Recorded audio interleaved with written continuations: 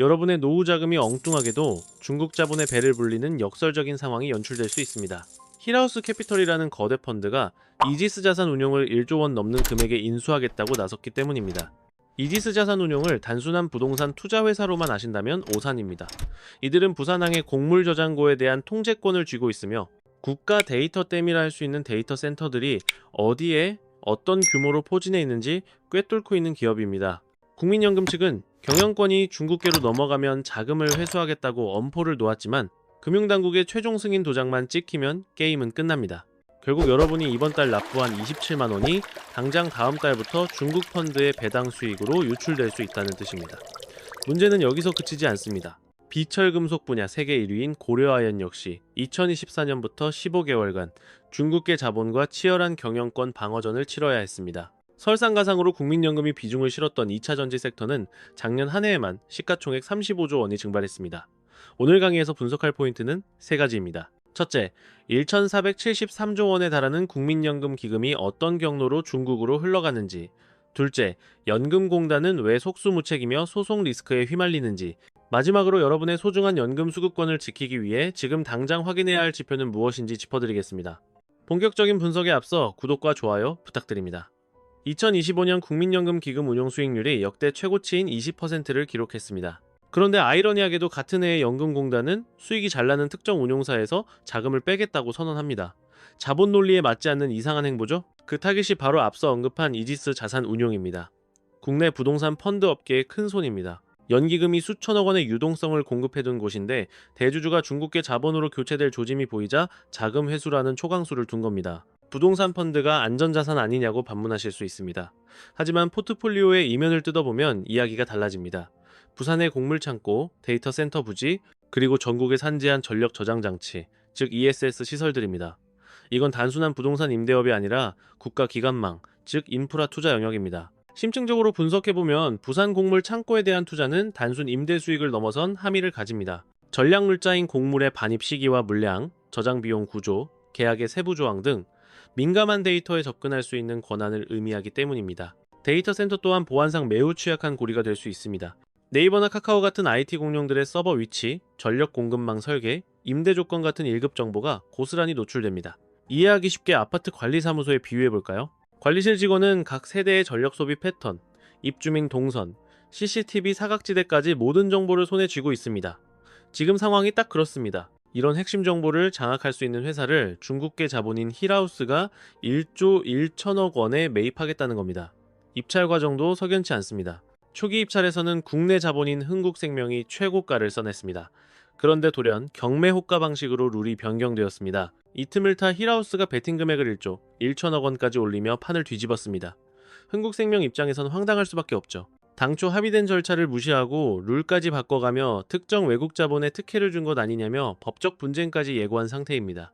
그렇다면 차이나머니는 왜 한국의 인프라 운용사에 이토록 집착할까요? 힐하우스의 과거 트랙 레코드를 보면 답이 보입니다. 피인수 기업에 대한 무자비한 구조조정과 순이익을 상회하는 고배당 정책으로 투자금을 회수해간 전력이 화려합니다. 본사는 싱가포르나 홍콩에 뒀지만 자금의 뿌리는 명백히 중국입니다. 이들이 노리는 것은 단순한 재무적 이익을 넘어선 정보자산일 가능성이 높습니다. 지정학적 시나리오를 대입해봅시다. 만약 대만 해협에서 위기가 발생하고 한국이 이에 개입한다면 중국 입장에서 한국은 적성국으로 분류됩니다. 이때 중국 자본이 소유한 운용사가 우리 기업들의 데이터 센터 서버 위치와 백업 시스템 정보를 쥐고 있다면 이는 심각한 안보 공백을 초래합니다. 국민연금이 왜 황급히 발을 빼려 하는지 이해가 되실 겁니다. 하지만 이런 자본 침투는 이지스건에 국한되지 않습니다. 2024년 9월부터 2025년 12월까지 무려 15개월간 유사한 형태의 자본전쟁이 고려아연에서도 벌어졌습니다. 글로벌 비철금속 시장을 호령하는 고려아연에 대해 사모펀드인 MBK 파트너스가 주당 83만 원의 공개 매수를 선언하며 경영권 장악을 시도했었죠. 당시 시장 가격보다 25%나 얹어준 파격적인 제안이었습니다. 국민연금은 약 4.5%에서 5%의 지분을 쥔 캐스팅 보터였습니다. 여기서도 의심스러운 정황이 포착됩니다. 겉으로는 한국계 펀드인 MBK에 대해 미국 의회가 이례적으로 경고 메시지를 보낸 것입니다. 자금 출처를 추적해보니 MBK의 주요 출자자 중 하나가 중국 국부펀드인 중국투자공사 CIC였기 때문입니다. 고려아연이 생산하는 안티모니는 F-35 스텔스 전투기의 핵심 소재입니다. 미국 입장에서는 전략물자 공급망이 중국 손에 넘어가는 것을 용납할 수 없었던 겁니다. 국민연금 운용력들은 딜레마에 빠졌을 겁니다. MBK의 제안대로 83만 원에 매각하면 단기 수익률이 치솟고 막대한 성과급을 챙길 수 있습니다. 반대로 현 경영진의 손을 들어주면 시장가 평가로 인해 수익률은 떨어지고 배임 논란에 시달릴 수 있습니다. 결과적으로 연금은 국익을 택해 현 경영진을 지지했습니다. 그러자 MBK 측은 즉각 주주 가치를 훼손했다며 소송전을 개시했습니다. 패턴이 읽히십니까? 부동산 인프라든 핵심 제조 기업이든 국민연금은 동일한 덫에 걸려 있습니다. 수익을 쫓자니 안보가 뚫리고 안보를 지키자니 소송 리스크와 수익률 저하를 감내해야 하는 구조입니다. 더 심각한 문제는 따로 있습니다. 2025년 한 해 동안 국내 배터리 3사의 시가총액 35조 원이 허공으로 사라졌습니다. LG에너지솔루션, 삼성 SDI, SK이노베이션 모두 타격을 입었죠. 국민연금은 이들 기업의 지분을 5에서 7%가량 보유 중인데 평가 손실만 대략 2조 원을 상회합니다. 원인은 명확합니다. 중국의 CATL과 BYD가 저가형 LFP 배터리를 앞세워 가격을 반토막 내는 치킨 게임을 걸어왔기 때문입니다.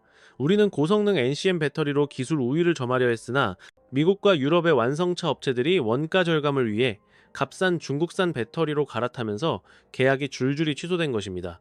2025년 12월 포드가 LG에너지솔루션과의 13조 5천억 원 규모 계약을 파기한 사건은 단순한 개별 악재가 아닙니다.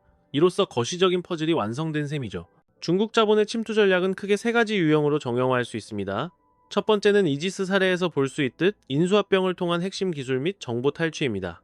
두 번째는 고려아연 사태와 같은 적대적 경영권 장악이며 세 번째는 배터리 산업처럼 초저가 공세로 경쟁자를 고사시켜 시장 가치를 제로로 수렴하게 만드는 전략입니다. 이들의 궁극적인 지향점은 명확합니다. 바로 우리 국민연금의 포트폴리오 가치를 구조적으로 훼손하는 것입니다. 국민연금 기금 운용 규모인 1224조 원 중 약 25%에 달하는 311조 원이 국내 증시에 배정되어 있습니다. 문제는 이 막대한 자산이 앞서 언급한 중국발 리스크에 무방비로 노출되어 있다는 점입니다. 국민 여러분이 납부하는 연금보험료가 실시간으로 이 치열한 경제전쟁의 최전선에 투입되고 있다고 해도 과언이 아닙니다. 여기서 의문이 제기될 수밖에 없습니다. 도대체 연기금 운용당국은 무엇을 하고 있는가? 왜 수수방관하고 있는가 하는 비판 말입니다. 지극히 타당한 지적입니다만 연금 측이 무지해서 당하는 것은 아닙니다. 그들 역시 사태의 심각성을 인지하고 있습니다. 다만 구조적인 딜레마가 존재합니다. 바로 수탁자 책임의 원칙이라는 법적 구속력입니다. 국민연금은 국민의 노후자금을 위탁받아 운용하는 관리자로서의 본질적 의무를 지니고 있기 때문입니다. 현행법상 기금의 수익성 극대화는 최우선 가치입니다. 만약 중국계 자본이 개입된 사모펀드가 시장가보다 높은 매수가를 제시할 경우 경제적 논리에 따라 이를 수용해야만 합니다. 거절할 경우 배임 혐의로 소송을 당할 법적 리스크가 발생하기 때문입니다. 앞서 거론한 고려아연 사태가 전형적인 사례입니다. 당시 MBK 파트너스는 주당 83만 원이라는 시장 평가액을 훨씬 상회하는 공격적인 가격을 제시했습니다. 여기에 고배당 정책까지 확약했으니 재무적 투자자인 국민연금 입장에선 거부하기 힘든 유인이었을 겁니다. 수익률 제고라는 명분은 확실했으니까요. 그러나 핵심은 MBK의 작은 배후에 중국 투자공사가 도사리고 있었다는 점입니다. 고려 아연이 생산하는 안티모니는 미국 군수산업의 필수 소재입니다. 실제로 미 의회 차원에서 우려 섞인 서한을 보낼 만큼 안보상 중차대한 사안이었습니다. 국민연금은 진퇴양난에 빠진 겁니다. 매각을 찬성하면 단기 수익은 챙길지언정 국가 안보를 외세에 넘겼다는 비난을 면치 못할 것이고 반대를 택하면 주주 가치를 훼손했다는 법적 책임론에 휘말리게 됩니다. 결과적으로 연금은 현 경영진을 방어하는 쪽을 선택했습니다만 예상대로 MBK 측은 즉각적인 소송전에 돌입했습니다. 이것이 바로 중국 자본이 노리는 고도의 전략입니다. 국민연금을 이러지도 저러지도 못하는 교착 상태에 가두고 흔드는 것이죠.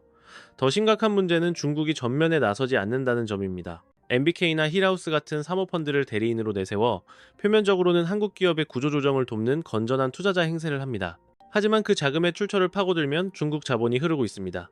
바로 이 대목에서 국민의 노후 자산이 인질로 잡혀있다는 냉혹한 현실을 직시해야 합니다. 그렇다면 왜 이런 구조적 취약점이 발생했는지 근본적인 원인을 분석해 봅시다. 첫째, 국민연금의 기금 규모가 국내 시장이 감당하기 힘들 만큼 비대해졌습니다. 1224조 원이라는 액수는 삼성전자 시가총액 710조 원의 2배에 육박하며 대한민국 1년 국가 예산인 670조 원을 훨씬 상회하는 천문학적인 규모입니다. 이 거대 자본이 협소한 국내 증시에 갇혀있다 보니 국민연금은 사실상 국내 주요 대기업들의 지분을 의무적으로 보유한 최대 주주가 되어버렸습니다. 삼성전자 8%, LG에너지솔루션 7%, 현대차 9% 등 지배력이 막강합니다. 즉, 해당 기업들의 주가 하락은 곧장 국민 노후자금의 손실로 직결되는 구조입니다. 중국 자본은 정확히 이 약한 고리를 타격하고 있는 겁니다. 두 번째 요인은 중국의 산업 전략 변화입니다. 지난 2015년, 중국 정부는 중국 제조 2025라는 국가적 아젠다를 수립했습니다. 10년 내에 제조업 전 분야에서 글로벌 패권을 장악하겠다는 선전포고였죠. 그리고 목표 시점인 2025년 말 현재 그들은 괄목할 만한 성과를 거두었습니다. 배터리 시장 점유율은 68.9%에 달하며 전기차 분야에서는 BYD가 테슬라를 추월하는 기염을 토했습니다. 반도체 파운드리 역시 SMIC가 세계 3위로 도약했죠. 이러한 급속한 성장의 동력은 무엇이었을까요? 바로 막대한 자본력입니다. 중국 정부 주도하에 살포된 천문학적인 보조금이 그 원천입니다. 덤핑 수준의 저가 공세를 펼쳐도 정부가 손실을 보전해주니 시장 논리로 경쟁해야 하는 한국 기업들로서는 기울어진 운동장에서 국가를 상대하는 격입니다. 공정한 경쟁이 불가능한 구조죠. 세 번째 결정적 원인은 국내의 제도적 방어 장치가 부재하다는 점입니다. 미국의 경우 CFI US 대미 외국투자심의위원회가 존재하여 외국 자본의 자국 기업 인수 시 국가 안보 위해성을 엄격히 심사합니다. 중국의 기술 탈취 시도를 원천 봉쇄하는 역할을 하죠. 반면 한국은 이러한 컨트롤 타워가 전무한 실정입니다. 물론 외국인 투자 촉진법이나 산업기술보호법 같은 개별 법안이 존재하긴 합니다만 이지스 자산운용 사례처럼 간접적인 인프라 잠식 시도는 걸러낼 그물이 뚫려 있습니다. 정부는 고려하연 사태가 불거지고 나서야 뒤늦게 법적 보완에 착수하는 사후약 방문식 대응을 보였죠. 2025년 7월에 이르러서야 산업기술보호법을 개정하고 79개 기술을 국가 핵심 기술로 지정했습니다. 그러나 실기식기한 감이 없지 않습니다. 배터리 시장의 판도는 이미 넘어갔고 주요 자산의 매각 절차는 막바지에 다다랐기 때문입니다. 마지막 네 번째는 사모펀드라는 은폐막입니다. 중국은 자신들의 색채를 지우기 위해 MBK 파트너스나 힐하우스 캐피탈 같은 펀드를 전면에 내세웁니다.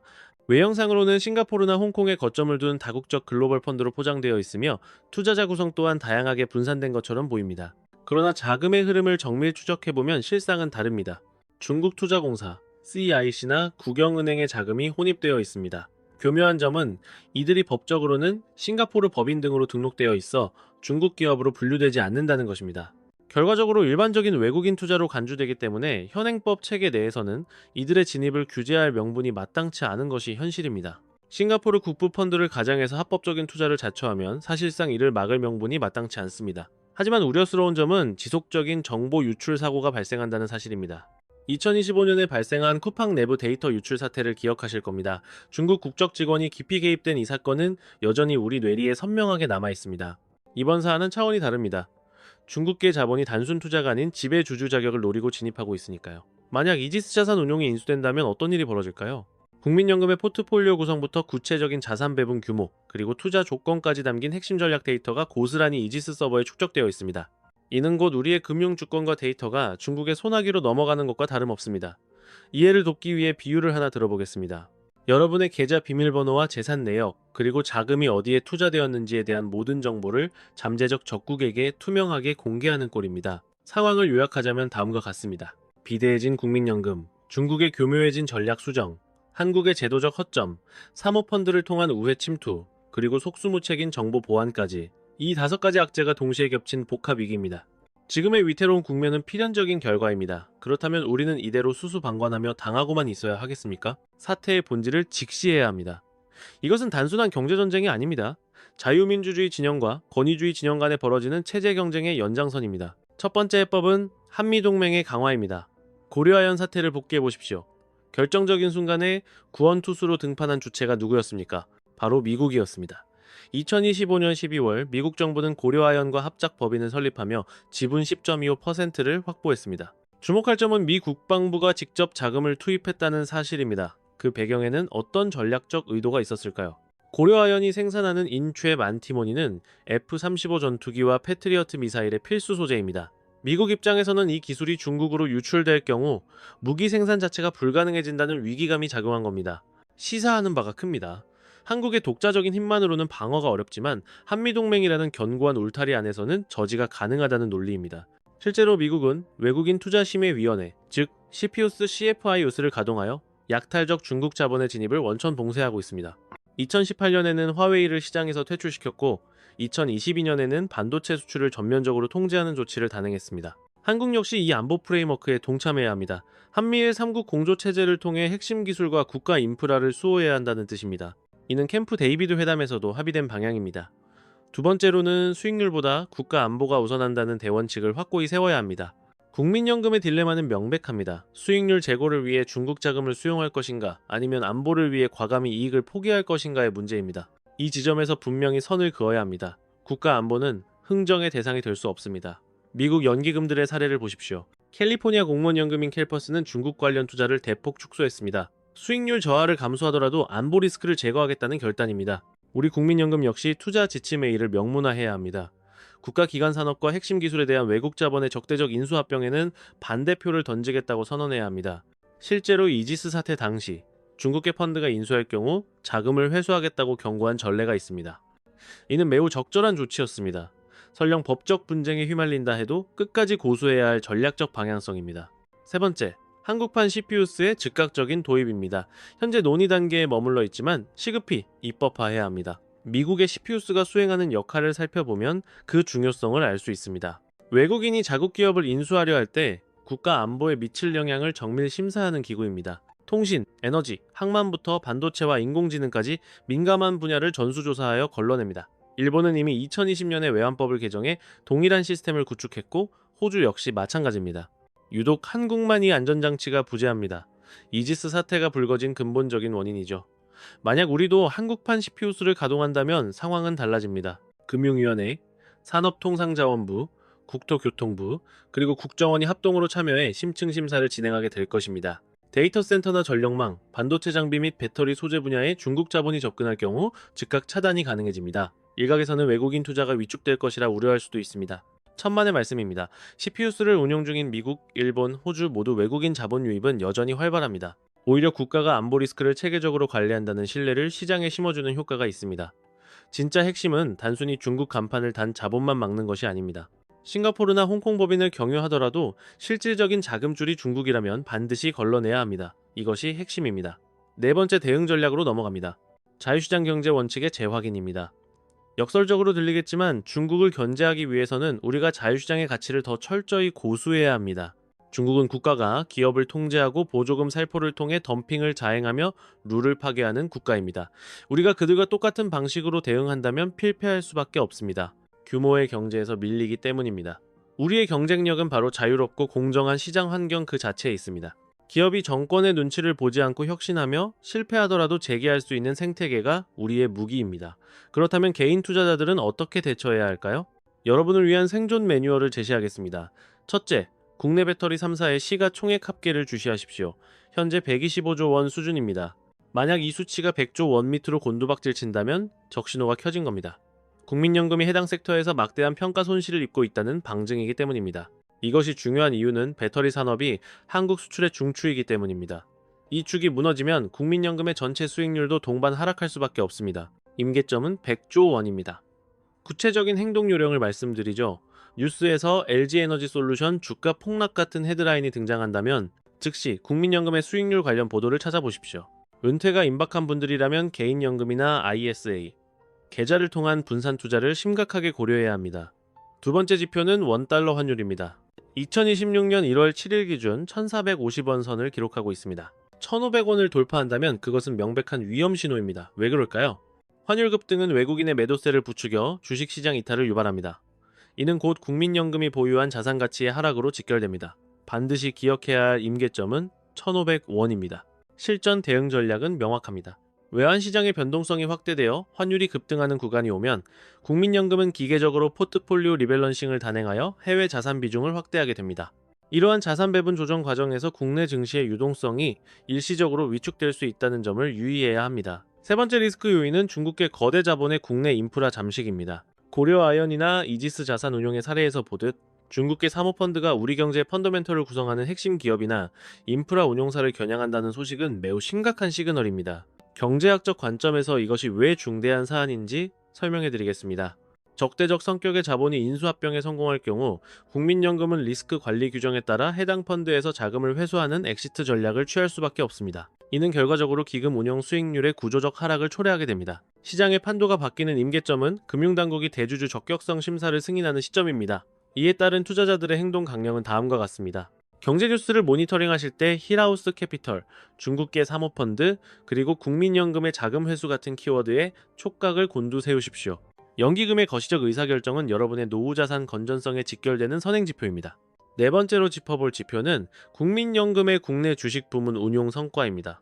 지난 2025년에는 기금 규모가 1,400조 원을 돌파하고 전체 수익률이 18에서 20%라는 경이적인 수치를 기록했습니다만 다가올 2026년은 상황이 녹록지 않습니다. 국내 기업들의 펀더멘털 약화와 이익 감소로 인해 수익률이 마이너스로 전환될 하방 압력이 존재합니다. 우리가 경계해야 할 티핑 포인트는 수익률이 음수로 돌아서는 순간입니다. 이때 취해야 할 액션 플랜을 제시합니다. 국민연금공단이 공시하는 분기별 운용 보고서를 정밀하게 타진하십시오. 만약 이 분기 연속으로 마이너스 수익률이 관측된다면 이는 공적연금에만 의존해서는 안 된다는 강력한 경고음이므로 개인 차원의 노후 대비 포트폴리오를 대폭 강화해야 합니다. 금일강의 요지를 정리하자면 결국 두 가지 팩트로 귀결됩니다. 첫째, 국민연금은 여러분의 은퇴 후 삶을 지탱하는 최후의 경제적 보루라는 사실입니다. 그러나 현재 그 소중한 자산이 중국의 산업 굴기와 공격적인 자본 침투로 인해 구조적인 위협을 받고 있는 실정입니다. 둘째, 정부 당국과 연금 운용 주체가 수수방관하고 있는 것은 아니나 대응의 타이밍이 다소 늦었다는 점을 부인하기 어렵습니다. 배터리 산업의 밸류체인은 이미 타격을 입었고 국가 경제의 심장인 반도체 섹터마저 흔들리고 있습니다. 냉혹한 자본시장에서 여러분의 노후는 스스로 설계하고 방어해야 합니다. 정부나 연기금이 모든 것을 해결해 줄 것이라는 도덕적 해이에서 벗어나십시오. 각자 도생의 마인드셋이야말로 2026년 자본전쟁의 시대를 헤쳐나가는 가장 확실한 생존 전략입니다. 오늘 분석이 여러분의 경제적 통찰에 도움이 되셨다면 보통의 경제학 채널의 구독과 좋아요를 부탁드립니다. 경청해 주셔서 감사합니다.